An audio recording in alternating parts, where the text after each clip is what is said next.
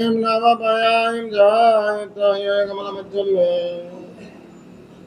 सिद्ध चक्रमाहपमुत्तमं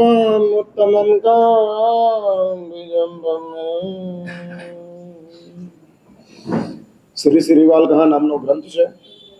श्रीपाल અને મૈણાના જીવનની વાતો ભગવાન રત્નશેખર સુરેશ્વરજી મહારાજ આ શ્રી શ્રીવાલ કहा નામના ગ્રંથની અંદર મૂકે છે। શ્રીપાલ અને મૈણાએ પોતાના જીવનની અંદર જે રીતની ઉત્ક્રાંતિ પ્રાપ્ત કરી, એક જ ભાવની અંદર આટલી જબરજસ્ત ઉત્ક્રાંતિ શ્રીપાલ અને મૈણાના જીવનની અંદર જે ઊભી થઈ, દુઃખ ગયું સામાન્ય વાત છે, દુર્ભાવ ગયા બહુ મોટી વાત છે, અને દુર્ગતિ સમાપ્ત થઈ ગઈ એ સૌથી મોટી વાત છે। વર્તમાન સમયની અંદર શ્રીપાલના જીવનની અંદરથી દુઃખ ખતમ થઈ ગયું। હા, કદાચ તમારી પાસે સાધનો કે દવાઓના કારણે તમે દુઃખનું પૂર્ણ વિરામ અલ્પ વિરામ લાવી શકો છો। અલ્પ વિરામ જ પૂર્ણ વિરામ તો આવતું જ નથી, પણ નવપદ ભગવાનના પુણ્ય પ્રભાવના કારણે માટે જ આ નવપદ ભગવાન ભૌતિક જગત, સામાજિક જગત અને આધ્યાત્મિક જગત આ ત્રણની અંદર નવપદ ભગવાન એક્ટિવ બનતા જાય છે। માત્ર તીર્થંકરોની ઉપાસના તમારા માટે આધ્યાત્મિક જગતનો વિકાસ પ્રાપ્ત કરી શકે અને આધ્યાત્મિક જગતની અંદર તમને લઈ જઈ શકે, પરંતુ નવપદ ભગવાનની ઉપાસનાના પુણ્ય પ્રભાવના કારણે કેવલ અધ્યાત્મને, અધ્યાત્મ મીન્સ આત્માની નજીકની અંદર જવું, એનું નામ અધ્યાત્મ છે। અધિ મીન્સ સન્નિધવ, કોની નજીક? તો કે આત્માની નજીક, એનું નામ જ અધ્યાત્મ છે। અને ભૌતિક એટલે ભાવ મીન્સ આ દેખાતો જે તમારો સંસાર છે એની અંદર તમને સ્વસ્થ રાખે એ ભૌતિક જગત છે। અને આવા ભૌતિક જગતની અંદર પણ નવપદ ભગવાન કહે છે કે મારો ભૌતિકતાની સાથે કોઈ વિરોધ નથી। હા, ધન, સાધન, સંબંધ, વ્યવહાર, પરિવાર એની સાથે મારો કોઈ વિરોધ નથી, અને માટે જ નવપદ ભગવાન આ ભૌતિક જગતની અંદર દુઃખોને ખતમ કરે છે। આ એક બેઝ છે। માણસ તરીકેના જીવનની અંદર ઉચકાવા માટે, ઊભા થવા માટે દુઃખ ન હોવા જરૂરી છે। હા, જરૂરી છે। સમાધિ એ પણ દુઃખના વિનાશ માટેની ભૂમિકા છે। નસીબથી જેમ દુઃખ શાંત થાય એમ સમાધિથી પણ દુઃખ ખતમ થાય, બંને ભૂમિકાઓ છે। સદનસીબ કે સમાધિ બંને એવી એક ભૂમિકા છે કે જે સદનસીબની અંદર હો તમારું દુઃખ ચાલી જાય, જરૂરી છે। હા, જરૂરી છે। અને માટે જૈન શાસ્ત્રકારો કહે છે કે દુઃખનો નાશ અમે સૌથી પહેલો ઈચ્છીએ છીએ। યા તો નસીબથી થઈ જાય, યા તો સમજથી થઈ જાય, બે। નસીબથી થઈ જાય તો કોઈ વાંધો જ નથી, પણ ધારો કે નસીબ અવળા હોય અને અવળા નસીબના કારણે દુઃખ જતા ના હોય તો સમાધિ દ્વારા સમજ એવી ઊભી કરો કે જેના કારણે દુઃખ આપોઆપ શાંત થઈ જાય। એટલે હું ઘણીવાર પ્રવચનની અંદર કહેતો હોઉં છું, સમસ્યા મોટી નથી, સમજ નાની છે। જો સમજ મોટી થઈ જાય તો આપોઆપ સમસ્યા નાની થઈ જાય। હા, આપોઆપ, એમાં કોઈ બહુ મોટી ભૂમિકા નથી। હા, સમાપ્ત થઈ જાય। શાસ્ત્રોની અંદર એવા અનેક દ્રષ્ટાંતો આવે છે કે જેની સામે વિકરાળ સમસ્યા ઉભેલી છે, વિકરાળ। બીજાની વાત શા માટે કરવી? મૈણાની નજરની સમક્ષ લાવો, કેટલી મોટી સમસ્યા, કેટલી મોટી। પિતાનો જાકારો, પરિવારનો જાકારો, પ્રજાનો જાકારો, અને એની વચ્ચે પતિની સાથે મૈણા બેઠેલી છે। પિતા નથી ઈચ્છતા, પરિવાર નથી ઈચ્છતો। પરિવાર એટલે રાજાનો જે આખો પરિવાર છે, ઠીક છે, રૂપ સુંદરીને બાજુ પર મૂકો, બાકીના તમામ મૈણાનો જ ગુનો છે, બાપની સામે થવાય જ નહીં। જનરલ માર્ગ એ જ છે કે બાપની, મા બાપની સામે ન થવાય, પણ જો તમારી પાસે મૈણા જેવું સત્વ હોય અને મૈણા જેવા સત્વની સાથે તમે જીત લઈ શકતા હો તો મા બાપની ખોટી વાતોની સામે તમે થાવ, એમાં કશું જ ખોટું નથી, પણ મૈણા જેવું સત્વ હોય તો, નહીં તો સ્વીકારી લેવાનું। જેનું શાસન સત્વ અને શરણાગતિ બંને ચીજોને મૂકે છે। સત્વ મૂકે છે, જો તમારી પાસે તાકાત હોય તો સત્વની શરણાગતિ લો, પણ જો તમારી પાસે એવું સત્વ ન હોય તો શરણ થઈ જઈ અને સ્વીકારીને આગળ વધતા જાઓ. બધા મયણા બની શકતા નથી, બધાની પાસે આવું સામર્થ્ય હોતું નથી કે જે સામર્થ્યની અંદર પિતાની સામે થાય.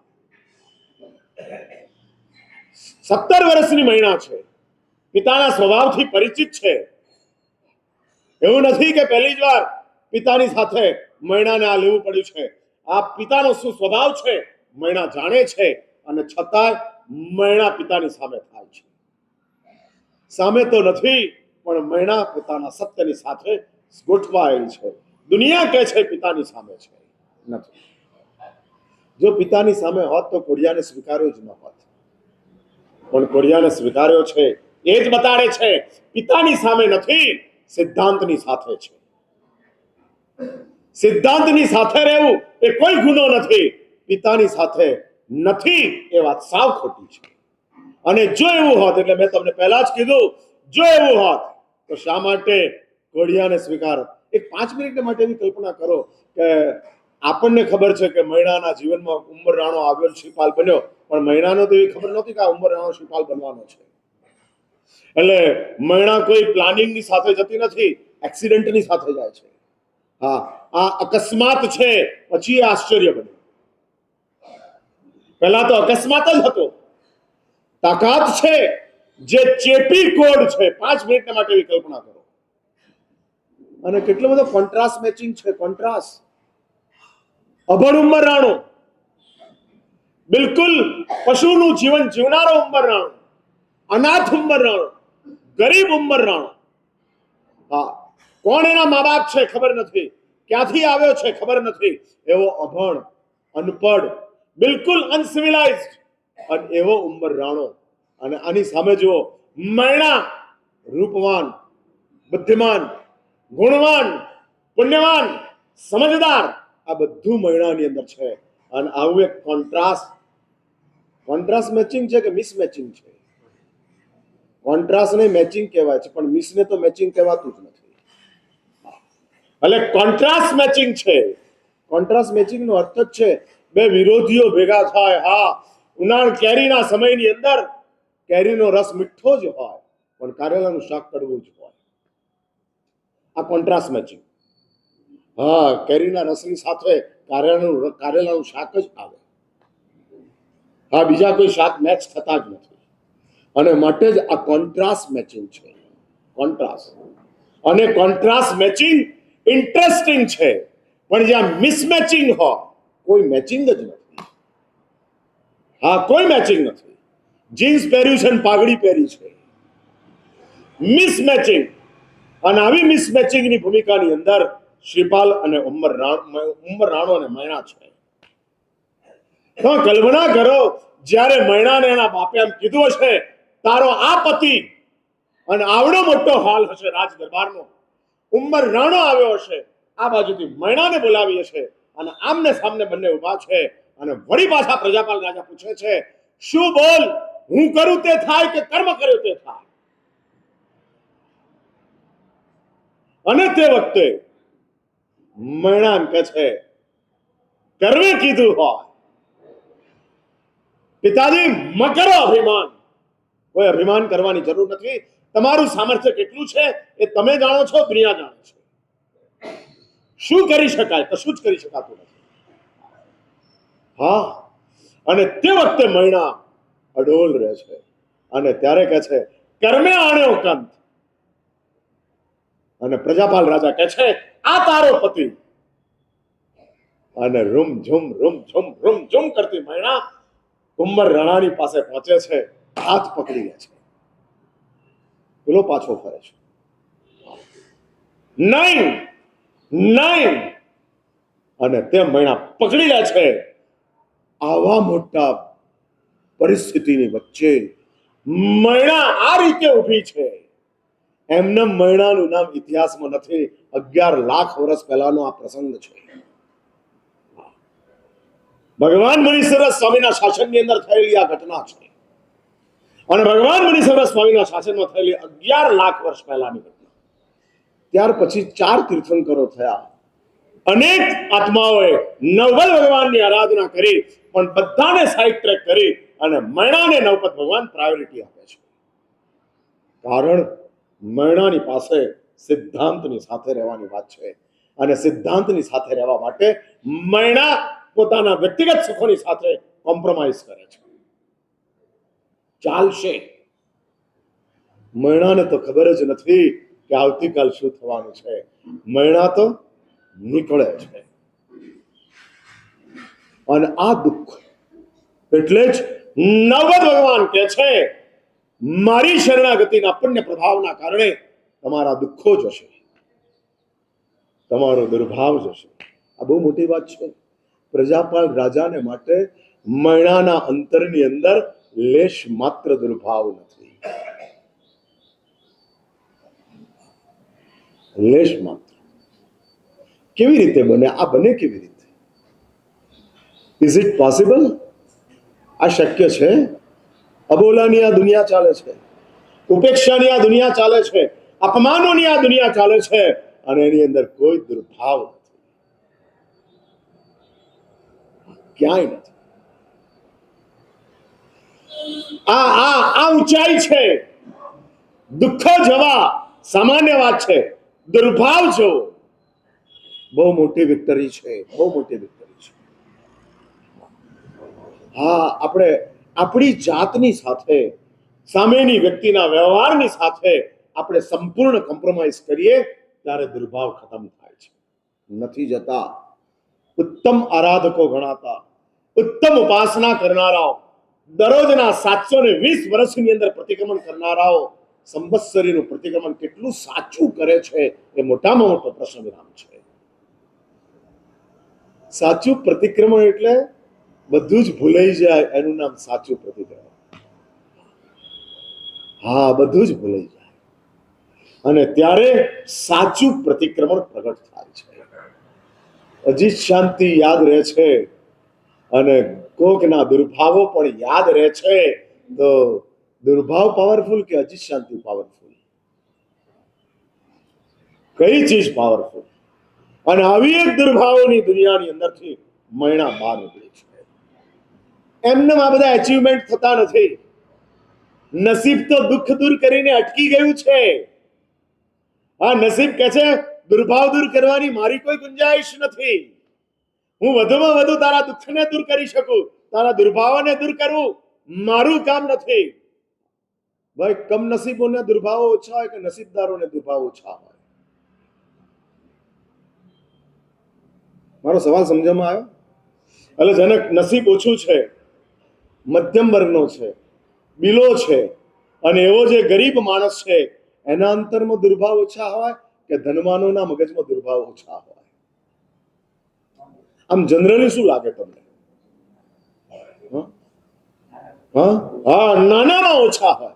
નાનો માણસ પોતાની મોટી સમજથી સમાધાન કરી લે છે. મોટો માણસ પોતાની નાની સમજના કારણે સમાધાન કરી શકતો નથી. આ માણસ મોટો છે, સમજ બહુ નાની છે. હા, મોટા થવાનો આ માઇનસ છે. એટલે દરેક સાસુઓ, દરેક પિતાઓ, દરેક જેઠો, દરેક જેઠાણીઓ અને મારા જેવા દરેક ગુરુઓ આ બધું મગજમાં ફિટ કરીને બેસે કે મોટા થયા પછી સમજ નાની થઈ જાય છે. હા, સમજ મોટી નથી થતી, અને સમજ મોટી નહીં થવાના કારણે આપણે દુર્ભાવોના ચક્કરની અંદર ફસાતા જઈએ છીએ, ફસાતા જઈએ છીએ. જે ડિલીટ કરવાનું છે તે ડિલીટ થતું નથી, જે નથી કરવાનું તે થતું જાય છે. હા, ડિલીટ થતા જાય છે, ડિલીટ થતો નથી, રહે જ જાય છે. અને કમનસીબી તો એ છે કે આપણે ભાવોને ઘૂંટવાને બદલે દુર્ભાવોને ઘૂંટતા જઈએ છીએ, ઘૂંટતા જઈએ છીએ. હા, ઘૂંટતા જઈએ છીએ. જેણે તમારા 5 લાખ રૂપિયા દબાવ્યા છે અને પૂજામાં તમે આગળ પાછળ થઈ ગયા, સાચું બોલો, શું થાય? 5 લાખ યાદ આવે કે પૂજા યાદ આવે? આમ તમારી આગળ જ છે 5 લાખ નહીં આપનારો, અને તમે પાછળ છો, તો સાચું બોલો, ઘડી પાર્શ્વનાથ દેખાય કે પેલા 5 લાખ દેખાય? એટલે આ 5 લાખનો પડદો કેટલો મોટો છે કે પરમાત્મા ઘોડીજી પાર્શ્વનાથને પણ ઢાંકી દે છે. દુર્ભાવ. અને નસીબ દુર્ભાવોને દૂર કરી શકતું નથી, ભૂલી જાઓ. જ્યાં સુધી તમારી પાસે શાસ્ત્ર બોધ ન હોય, સત્સંગ ન હોય, સદગુરુનો સમાગમ ન હોય, હા, અને સત્સંગ જ્યાં સુધી ન હોય, મૈણાને ફ્રોમ ચાઇલ્ડહુડ, બચપણથી એવા જ શિક્ષક પ્રાપ્ત થયા. આજે ઉપાધ્યાય પદની વાત કરવી છે, અને મૈણાએ ઉપાધ્યાય એવા પ્રાપ્ત થયા. મૈણા આ નસીબ. હા, સંયોગો સારા મળવા તે નસીબ, પણ સંયોગોને સારા રાખવા તે આપણી પોતાની સમજ. સારા સંયોગોને સક્સેસ કરવા એ આપણી સમજ છે. મેલવણ માટે દહીં બની ગયું, અને દહીં મેલવણ તરીકે દૂધમાં ચાલ્યું ગયું. હવે દૂધનો રોલ છે કે દહીં બનવા. દહીં તો એમ કે છે કે હું તારામાં આવી ગયો છું. હવે તારે કામ કરવાનું છે દૂધ, અને તારે માઇગ્રેટ થવાનું છે દૂધમાંથી દહીંમાં. એ જ રીતે સંયોગો સારા આપે એ મેલવણ છે, પણ સમજ સારી મળે એ દૂધ છે. અને મોટામાં મોટી કમનસીબી તમારા લોકોની સ્પેશિયલી જો કોઈ હોય તો સંયોગોમાં કોઈ ખામી નથી. જે ખામી છે તે ક્યાં આગળ છે? હા, એટલે માનો છો તમે? 3.5 મહિના 3 મહિના થઈ ગયા આપણે. હવે 32 દાડા બાકી છે. હા, આવ્યો ત્યારે 132 લઈને આવેલો, હવે 100 પૂરા થઈ ગયા, 32 બાકી રહ્યા. હા, કાઉન્ટ ડાઉન ચાલુ. સાર્થકવત બીજનો વિહાર નક્કી થયો છે. હા, એટલે હવે 32 દાડા 31 દાડા, હવે નથી 132 129 પૂરું થવા માંડ્યું. એટલે આટલી સમજ. અને મને તમે એમ કહો મારા સાહેબ, આ તો તમારા 132 દાડા, આવા તો 1300 દાડા પૂરા કરી નાખ્યા. સમજ મેળવવા માટેના 1300 દિવસ પૂરા થઈ ગયા, પણ અમે જ્યાં હતા ત્યાંના ત્યાં જ છીએ. દોડીને રન કરનારો 100 રન કરે ને તો કદાચ 5 કિલોમીટર ચાલે, પણ એ 24 ફૂટની વચ્ચે જ ચાલે. હા, 24 ફૂટની પીચની ઉપર જ દોડતો હોય, એનાથી આગળ જવાતું જ નથી. અને એ જ એટલે સારામાં સારા સંયોગો નસીબના કારણે મળી ગયા. જો એક વાત સમજી રાખજો, મા બાપને શોધવા તમને નહોતા ગયા, ગુણવાન મા બાપ મળી ગયા. હા, તમારી પાસે આવેલા જે કોઈ સ્વજનો હતા એ તમને ઉચકનારા તમને મળી ગયા, પણ એ સંયોગો સારા હોવા છતાં સમજની અંદર હજુ કરેક્શન આવતા જ નથી. ભાઈ, તમારી આમ બગડવાની તાકાત વધારે કે બદલાવાની તાકાત વધારે? સવાલ સમજાયો કે ન સમજાયો? બદલાવાની કે બગડવાની? કેરી અથાણું બને ને એ બદલાય કહેવાય, અને કેરી બગડી જાય, પાકી જાય અને એને દેખાય જ નહીં, એ બગડી કહેવાય. એટલે કેરી છો અથાણામાં આવવું છે કે ગટરમાં જવું છે? બદલાવાની તાકાત વધારે કે બગડવાની તાકાત વધારે? કઈ ભૂમિકા છે? સંયોગો તમને બદલવાના આવ્યા છે, અને તમારી નાદાની તમને બગડવા માટે ઉકસાવે છે, ઊભી કરતી જાય છે. બગડી જા, બગડી જા, બગડી જા. અને એ સમજની વચ્ચે, આવી સ્થિતિની વચ્ચે મૈણાએ કમાલ કરી અને સમજના જબરજસ્ત સામર્થ્યથી પોતાના દુર્ભાવને દબાવી દીધા. નહીં જોઈએ. એટલે ઉપાધ્યાય ભગવંતો મુનિગણ માતા પ્રવચન ત્રાતા ઉપાધ્યાય ઉપકારી છે. મુનિગણની માતા અને પ્રવચન ત્રાતા, પ્રવચનના રક્ષક છે, પ્રવચનના સંરક્ષક છે. આચાર્યનું કામ પ્રવચનની પ્રભાવનાનું છે, ઉપાધ્યાયનું કામ પ્રવચનની રક્ષાનું છે. ઉપાધ્યાય એવી એક સ્થિતિ છે કે ઉપર આચાર્ય છે, નીચે મુનિ છે, અને વચ્ચે ઉપાધ્યાય છે. ઉપરની ભૂમિકા એટલે ઉપાધ્યાય આચાર્યને પણ સમજે છે, અને ઉપાધ્યાય મુનિને પણ સમજે છે. માટે વચ્ચે ઉપાધ્યાયને મૂક્યા છે. શેરિંગનું કામ ઉપાધ્યાયનું છે. શેર કરતા હતા, જે મળ્યું છે એ આપતા હતા. અને ઉપાધ્યાયો ગણધર તણા સૂત્ર દાને ચકોરા. સૂત્રનું દાન, અર્થ આપવાનું કામ આચાર્યનું છે, સૂત્ર આપવાનું કામ ઉપાધ્યાયનું છે. જેમ અરિહંત અને ગણધરો, તીર્થંકર અને ગણધરો, એમાં ગણધરોની લાઈનની અંદર ઉપાધ્યાય આવે છે અને તીર્થંકરોની લાઈનની અંદર આચાર્ય આવે છે. હા, આચાર્યનું કામ સૌના છે, સૌની સાથે છે. એટલે પ્રવચનનો અર્થ આચાર્યની પાસે છે. હા, આ એક જીન શાસનનું એક વિરાટ અનુશાસન છે, વ્યવસ્થા છે. અને આવી વિરાટ વ્યવસ્થાની અંદર આચાર્યનો રોલ પીએમ નો છે, તો ઉપાધ્યાયનો રોલ પ્રિન્સિપલ સચિવનો છે. હા, એટલે હું ઘણીવાર કહેતો હોઉં છું, આચાર્ય પુણ્યશાળી જોઈએ અને ઉપાધ્યાય બુદ્ધિશાળી જોઈએ. સંસારમાં પણ એવું, હા એવું, પ્રમુખ પુણ્યવાન જોઈએ અને સચિવ બુદ્ધિમાન જોઈએ. આમાં ઉલટું થાય તે ન ચાલે. હા, સચિવ પુણ્યવાન હોય, પ્રમુખ બુદ્ધિમાન હોય તોય ન ચાલે.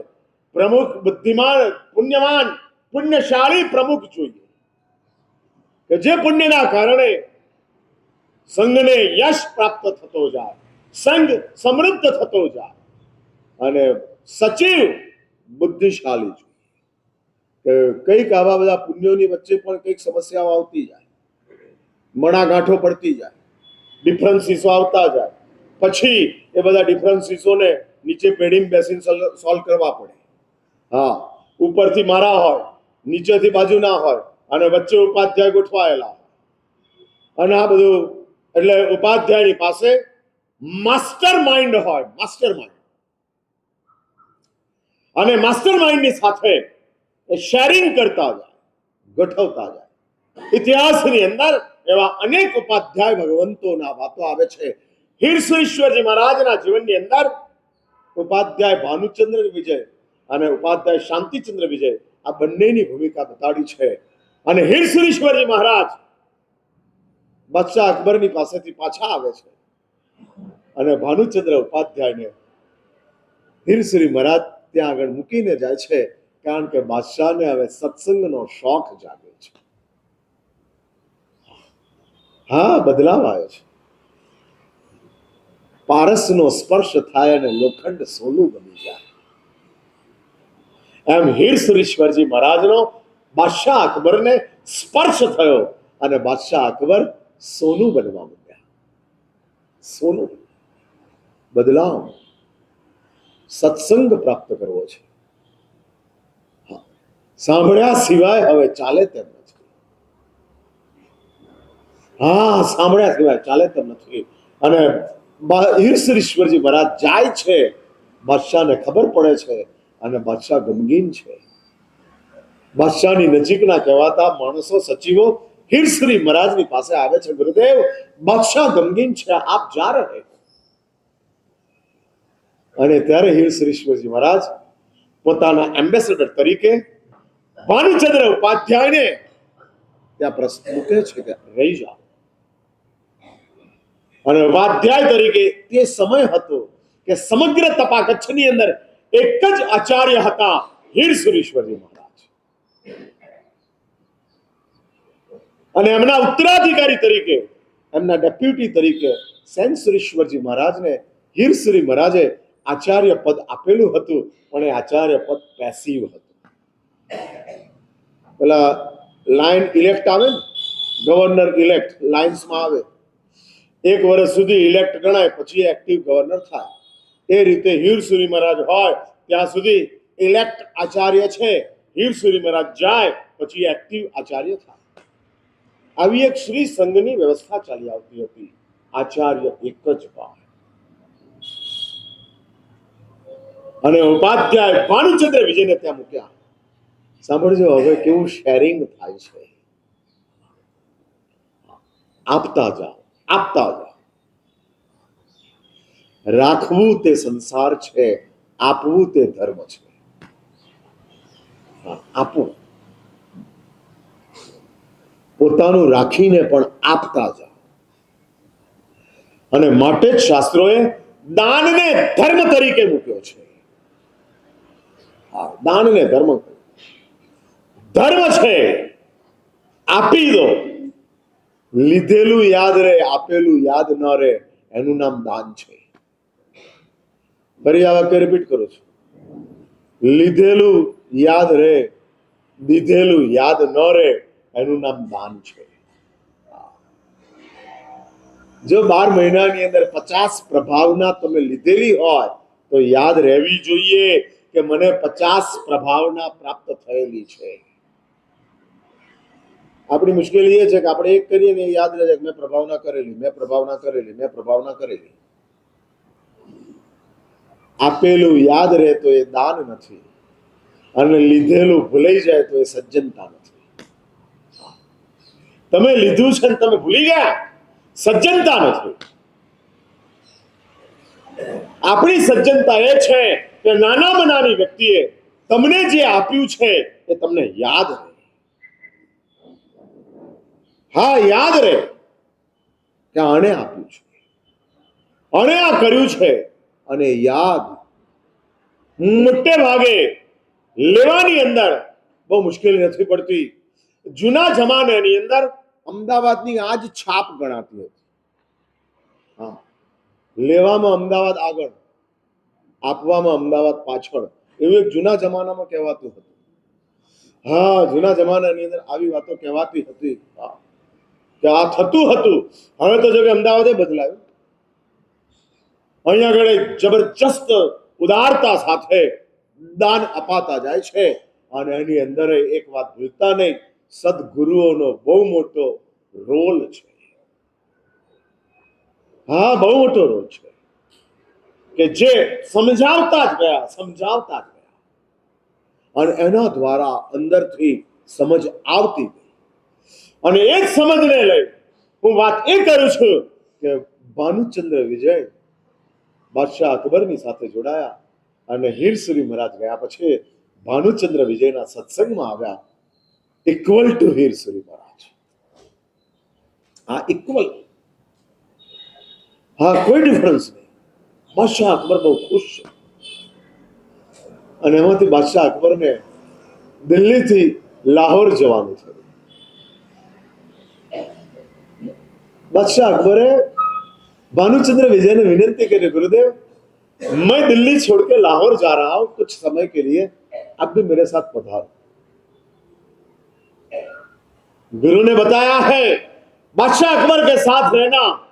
પેલો સવારી લઈને જાય છે, ના ચાલતા જાય છે. તમે કલ્પના કરો કેવું હશે, કેવું હશે. આખો ને આખા ઇતિહાસની અંદરથી, ભારતના મોગલોના ઇતિહાસમાંથી હીરસુરી મહારાજને તમામ ઇતિહાસકારોએ ડાયલ્યુટ, ડિલીટ કરી નાખ્યા. સાચો ઇતિહાસ જ નથી આવતો. દિલે ઇલાહીની વાતો બાદશાહ અકબરની આવે છે, પણ આ દિલે ઇલાહી, સર્વધર્મ સમભાવ બાદશાહ અકબરના અંતરની અંદર પ્રગટ કરનાર મૂળ કોણ હતા? ક્યાંય નથી, કોઈએ બતાડતો નથી. બાદશાહ અકબરના જીવનની અંદર જે અહિંસા આવી, એ અહિંસાની વાતો પણ ક્યાંય મુકાતી નથી. અને જૈનોની કમનસીબી છે કે પોતાના જે આવી મોટી એસેટ છે એ દુનિયા સમક્ષ મૂકવા માટે જૈનોને ક્યારેય રસ જાગતો નથી. હા, નથી જાગતો. માત્ર વ્યાખ્યાનોમાં આ વાતો આવે, ઉપાશ્રયની બહાર આ વાતો ખતમ થઈ જાય. હા, અને એ જ વાતો કે જે હકીકત છે, અંગ્રેજ લેખકોએ બાદશાહ અકબરના જીવનના પુસ્તકો લખ્યા, એમાં આ બધી નોટ મૂકેલી છે. સુરીશ્વર અને સમ્રાટ નામનું પુસ્તક છે. હું ન ભૂલતો હોય તો ધર્મસુરી મહારાજ જે કાશીના હતા, એમણે લખેલું છે. અને એની અંદર સુરીશ્વર એટલે હીરસુરી મહારાજ અને સમ્રાટ એટલે બાદશાહ અકબર, એના જીવનની અંદર નાનામાં નાની ઘટનાઓની નોંધ આ પુસ્તકની અંદર છે. નાનામાં નાની ઘટના બધું જ લીધેલું છે. અને એમાં અંગ્રેજોના રેફરન્સ સાથે મૂકેલી વાત છે, રેફરન્સ. અને ભાનુચંદ્ર વિજય પહોંચે છે લાહોર. ક્યાં આગ્રા ને ક્યાં લાહોર. લાહોરમાં તે વખતે જબરજસ્ત મોટો જૈન સંઘ હતો અને ત્યાં આગળ આવતીકાલે ઈદ છે અને આજે સાંજના સમયે એટલે બપોરના સમયે જ્યારે બાદશાહ અકબર રાજકાજના કામ પૂરા થાય એટલે ભાનુચંદ્ર વિજયનો સત્સંગ ચાલુ થાય. હા, ભાનુચંદ્ર વિજયનો સત્સંગ એટલે એટીએમ હતું. જ્યારે બાદશાહ ફ્રી હોય ત્યારે વાત કરવા. હા, આપણું એકાઉન્ટ છે ને એનું એટીએમ છે. હા, 8 થી 9 જ ખુલે, પછી બંધ. અને એનો એટીએમ ગમે ત્યારે જાઓ, પણ તમારે બાદશાહ બનવું પડે પછી. એટલે હું એકાઉન્ટમાંથી એટીએમ બનવા તૈયાર છું, પહેલા તમે બાદશાહ બનો, પછી આપણે આ વિચાર કરીએ. અને આ બાદશાહની પાસે ભાનુચંદ્ર ઉપાધ્યાય પહોંચે છે અને કહે છે बादशाह मैं आज विहार कर रहा हूं. अरे बादशाह तो चकित, क्यों, क्या हुआ, किसी ने आपका अपमान किया, किसी ने आपकी उपेक्षा की, क्यों विहार करना है? नहीं बादशाह, जाने दो, कुछ नहीं, मैं कल लाहौर में नहीं रह पाऊंगा, लेकिन है क्या? અને ત્યારે બાદશાહ અકબરને ભાનુચંદ્ર વિજય કહે છે, बादशाह कल ईद है और हजारों अबोल जीवों का बलिदान कल होगा. जैन साधु के रोल में मैं ये पशुओं की चित्कार सुन नहीं पाऊंगा. कल इधर रहा तो शायद मेरी जान खतरे में आ जाएगी. मुझे इजाजत दो, मुझे जाना है. અને પછી भानुचंद्र विजय કહે છે, कुरान में लिखा है बेजुबान को मारना वो पाप है. અને કુરાનમાં આ વાતો આવે છે. એક વાત સમજી રાખજો, ધર્મ જ્યારે નિષ્ઠાની સાથે હોય ને ત્યારે હિંસા હોય છે. ધર્મ જ્યારે સુવિધાની સાથે આવે ત્યારે હિંસાની શરૂઆત થાય. હા, એટલે નિષ્ઠાની સાથે છે, પોતાની હકીકતની સાથે ગોઠવાયેલો છે, ન જ હોય. જીવનમાં હિંસા હોય, ધર્મમાં ન હોય, ક્યાંય ન હોય. અને કુરાને શરીફ અને બધી આયાતો ભાનુચંદ્ર વિજય બાદશાહ અકબરને બતાવે છે. 4 વાગે કાલે ઈદ છે, બધે જ સમાચાર પહોંચ્યા છે, ઈદ છે. લાખ હજારો પશુઓ, ઊંટથી માંડી અને તમામ પશુઓ ભેગા કરવામાં આવેલા છે. અને તમે કમાલ જુઓ, કેવો ચમત્કાર થાય છે કે બાદશાહ અકબર પોતાના તમામ સચિવોને બોલાવે છે. ક્યાં કરના હૈ? कुरान में ये बात है. सूफियों ने मौलवियों ने बुलावे છે. હા, ધર્મમાં પરિવર્તન લાવવા માટે કહેવાતા પુરોહિતો તૈયાર હોતા નથી. કહેવાતા પુરોહિતો જે હકીકતની અંદર ધર્મ એ પોતાનું પોઝેશન માને છે, અમારો જ ધર્મ છે, અમે કહીએ એ જ ધર્મ ના હોય.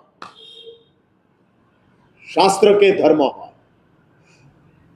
સિદ્ધાંત કહે તે ધર્મ હોય, આ સિદ્ધાંત કહે તે ધર્મ હોય,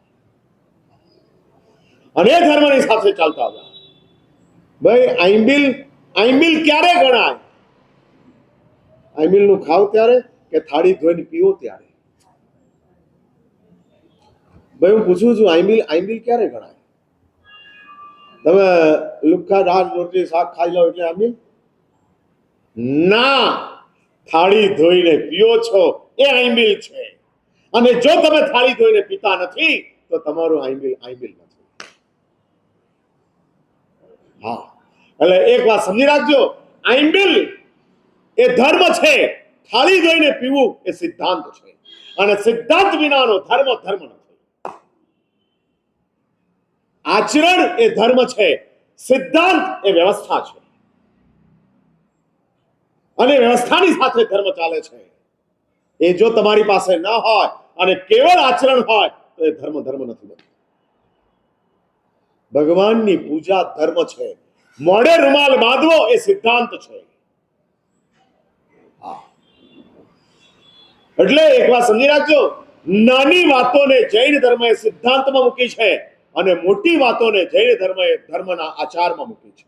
માસક છપણ ધર્મ છે, રાત્રિ ભોજનનો ત્યાગ સિદ્ધાંત છે. હા, આપણે ઉલટું કરી નાખ્યું. હા, રાત્રિ ભોજનના ત્યાગને ધર્મ કરી નાખ્યો અને માંસખમણને સિદ્ધાંત બનાવી દીધો. અને તમે એવું કહો કે ધર્મ ન કરીએ તો ચાલે પણ સિદ્ધાંત પાળવો પડે. અને આ વાતને તમે મગજમાં રાખી દીધી અને તમે આમ ટેબલ ટર્ન એટલે માંસખમણ થઈ જાય, રાત્રિ ભોજન ન છૂટે. વર્ષી તપ થઈ જાય, કંદમૂળ ન છૂટે. ઉપદાન થઈ જાય, રિસેપ્શન ન છૂટે. ભાઈ એવું ખરું ઉપદાન કરનારા રિસેપ્શનમાં જવાય કે ન જવાય એવું કઈ ખરું? શું લાગે છે? તમને શું લાગે છે?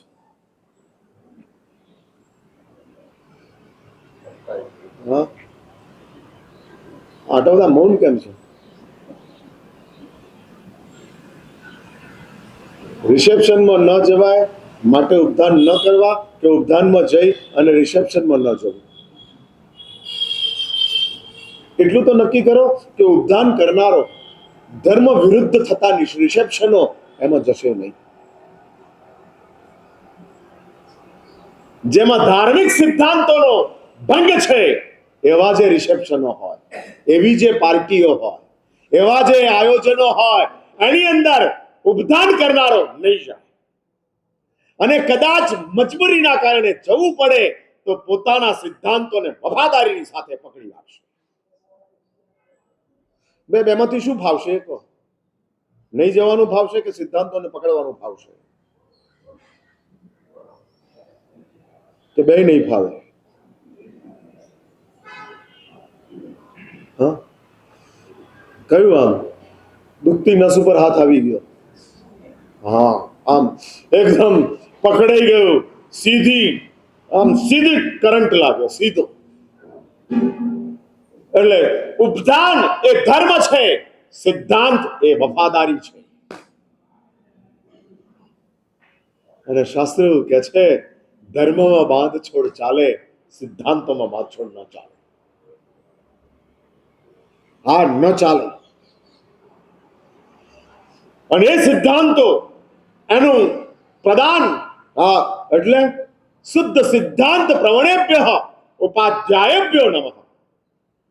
સિદ્ધ ચક્રના 9 પદના 9 મંત્રની અંદર આ શુદ્ધ સિદ્ધાંત પ્રવણેભ્ય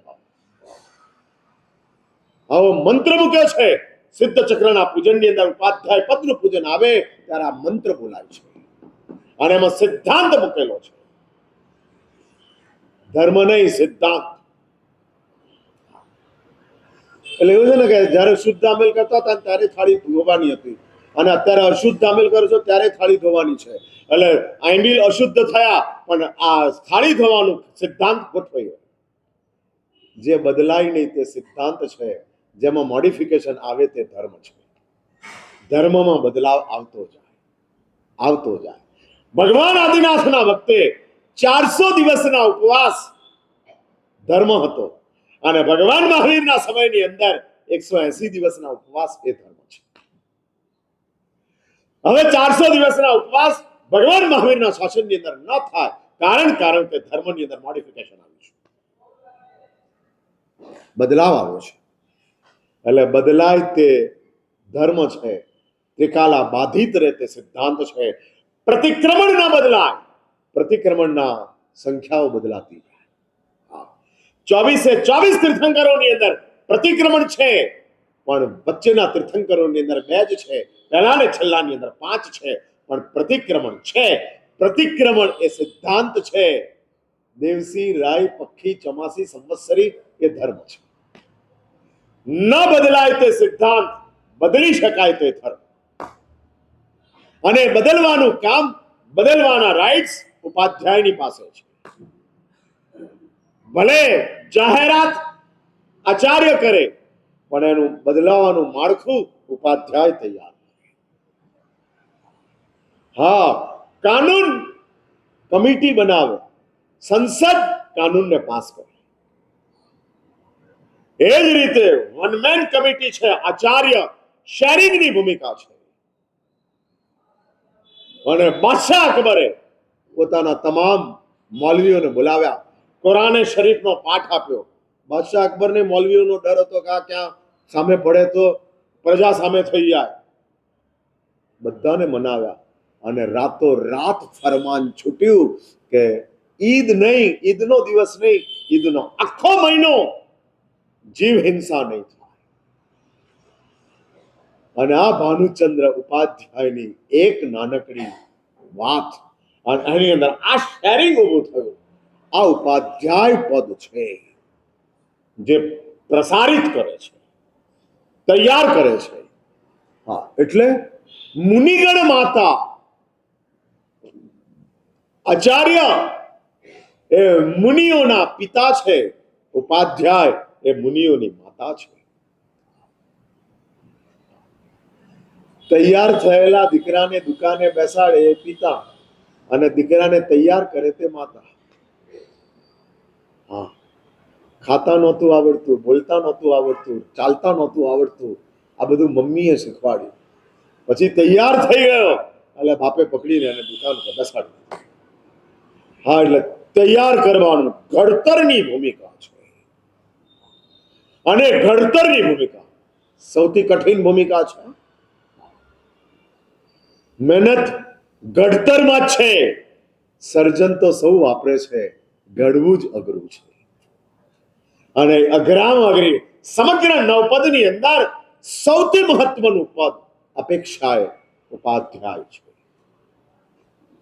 કે જે ઉપાધ્યાયની પાસે આવી એક તાકાત ઊભી થાય છે, નિર્માણ પામે છે, અને પામેલા નિર્માણની ભૂમિકાની અંદર એ લોકો આગળ વધતા જાય છે, દાન કરતા જાય છે.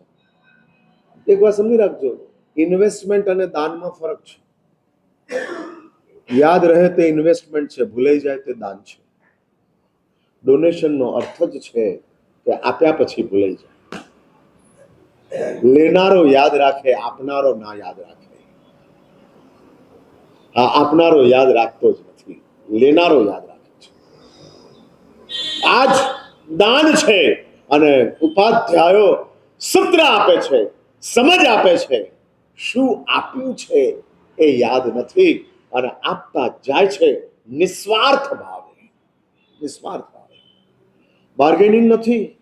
ગુરુ એમ કહે કે મેં તમને તૈયાર કરવામાં આટલી આટલી આટલી મહેનત કરી, આટલું આટલું તમને કર્યું, અને તમે મારી આ મહેનતનો શું બદલો આપો છો?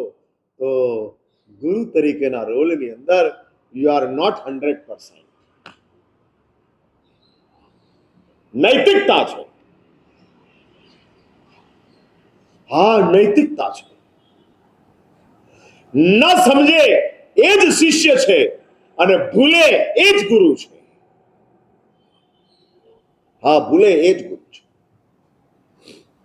અને જો ભૂલી શકાતું ના હોય, યાદ રખાતું હોય, સમય આવે સંભળાવાતું જતું હોય. હા, ગુરુ શિષ્યોની વચ્ચે પણ કેટલીક વાર પિતા પુત્ર કે માતા અને દીકરાના સંબંધોને બદલે સાસુ બહુના સંબંધો ચાલુ થાય છે. ભૂલવાની તાકાત માતાની પાસે હોય છે, કારણ કે માં દીકરો માને છે. પણ સાસુની પાસે એ ભૂલવાની તાકાત હોતી નથી, કારણ કે માં સાસુ વહુ માને છે. વહુ માનનારી સાસુ વહુ ભૂલી શકતી નથી, અને દીકરી માનનારી માં ભૂલી શકે છે. હા, અને જ્યારે ગુરુ અને શિષ્યની વચ્ચે સાસુ અને વહુના રિલેશનો ચાલુ થાય, ત્યારે શિષ્ય અને ગુરુ ડિસ્ટન્સમાં આવતા, અંતરો મોટા થતા જાય, અંતરો મોટા થતા જાય, ભાવ ખતમ થતા જાય અને અંતરાયો ઉભા થતા જાય.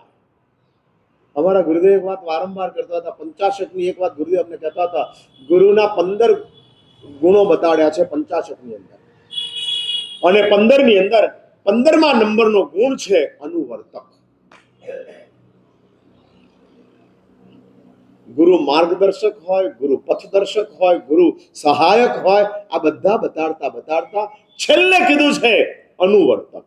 અનુવર્તક એટલે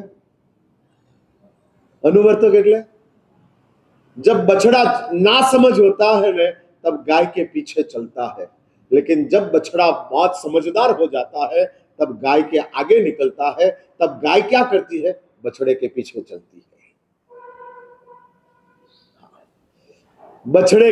बछड़ा पीछे हो तो वो पथदर्शन है, और जब गाय पीछे हो तब अनुवर्तन।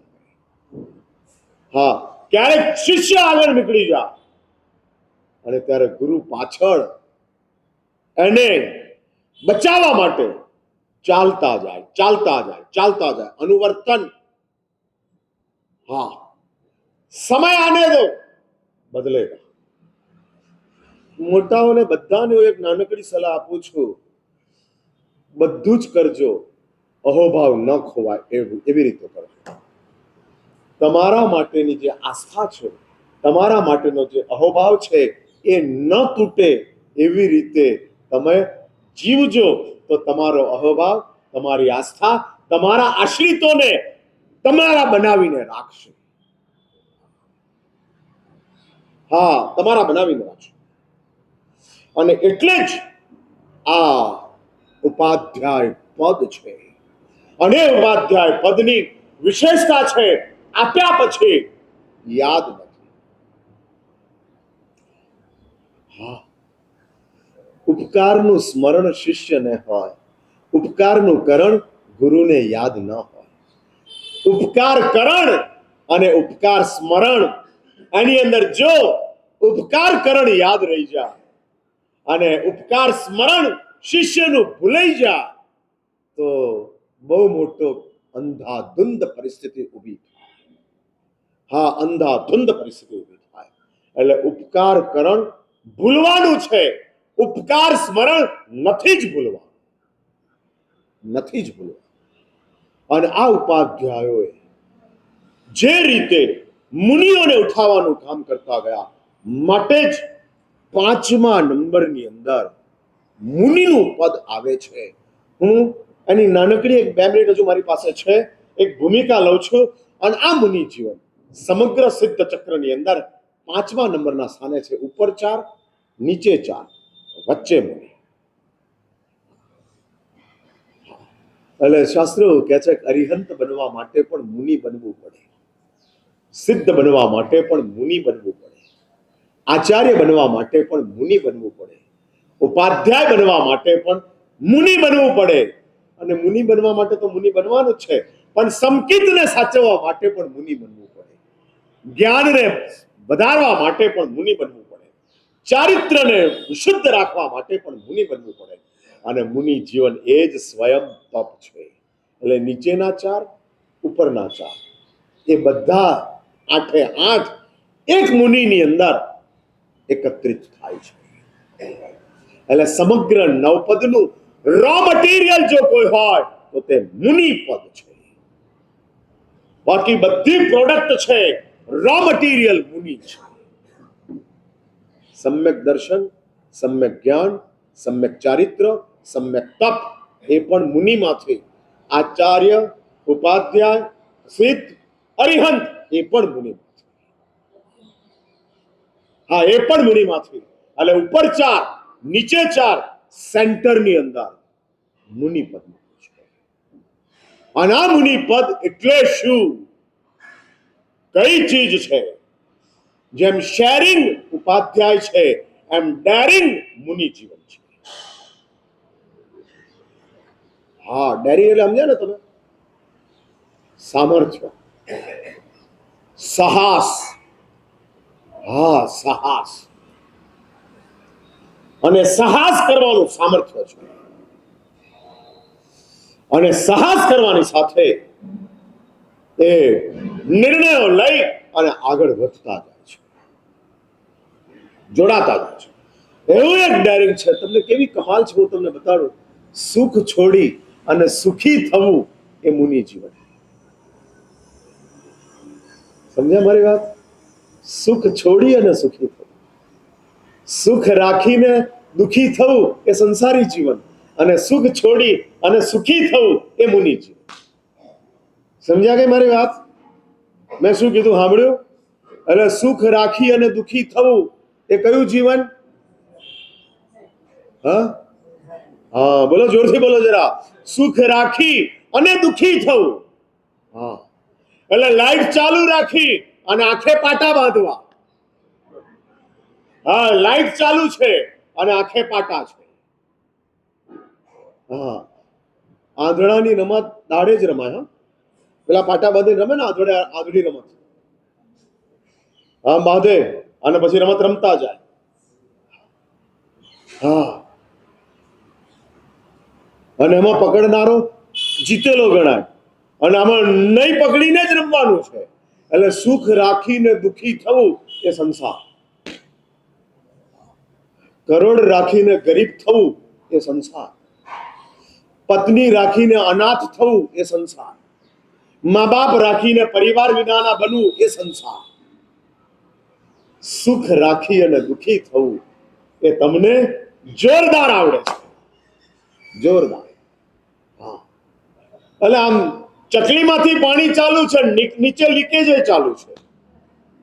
બે કઢિયામાં કાણું છે, ઉપર પાણી છે. પેલું ચાલે ને, આમ ડોલમાં કેટલી વાર કાણું હોય એટલે ડોલ ભરાય જ નહીં અને પેલી પાણી ચાલુ એટલે ખાલી એ થાય. હવે ઘણા એવું નક્કી કરી બેઠા જ્યાં સુધી ભરાય ને ત્યાં સુધી ચકલી ચાલુ જ રાખવી છે. હા, ડોલ જ્યાં સુધી ભરાય નહીં ત્યાં સુધી ચકલી ચાલુ જ રાખવી છે. એને શું કહેવાય? કક્કાનો. એને શું કહેવાય કૌશલભાઈ? હા, કક્કાનો 14મો અક્ષર. 14મો અક્ષર એટલે કયો આવે ખબર તમને? ઢ. એટલે જ્યારથી ઢ આવ્યો ને ત્યારથી આકાર એ જ રહ્યો છે, બદલાયો જ નથી. બાકી બધા અક્ષરોમાં આકારો બદલાયા પણ આમો નથી બદલાયો. એટલે કહેવાય કે કક્કાનો 14મો અક્ષર શાશ્વત. હા, કાયમ ને માટેનો શાશ્વત, ઇટરનલ, બદલના નહીં. હા, એટલે પેલો ચકલી ચાલુ રાખે, નીચે લીકેજ ચાલુ રાખે અને લીકેજ ચાલુ રાખે, ડોલ ભરાય જ નહીં અને ડોલ ભરાય નહીં ત્યાં સુધી પેલો માળા ગણે રાખે. ન ભરાય ત્યાં સુધી નાવું નથી, ન ભરાય ત્યાં સુધી નાવું નથી. અને બિચારો 3 દાડા સુધી નાય જ નહીં. પછી કોક મારા જેવો આવે ને કહે કે ભાઈ નીચે થોડું લીકેજ બંધ કર, સોલ્યુશન રાખ, 2 મિનિટમાં ડોલ ભરાઈ જશે. એટલે હું આવ્યો છું 120 દાડે, હજુ મને સફળતા મળી નથી. હા, હજુ મારું સોલ્યુશન ફેલ છે અને તમારું લીકેજ મજબૂત છે. હા હા, ચાલે છે અને હું છાલ છોડતો નથી. હા, કે ચાલો લીકેજ ફોલ કરો. લીકેજ એટલે સુખની વચ્ચે પણ દુખી કેમ રહેવું? You all are PhD.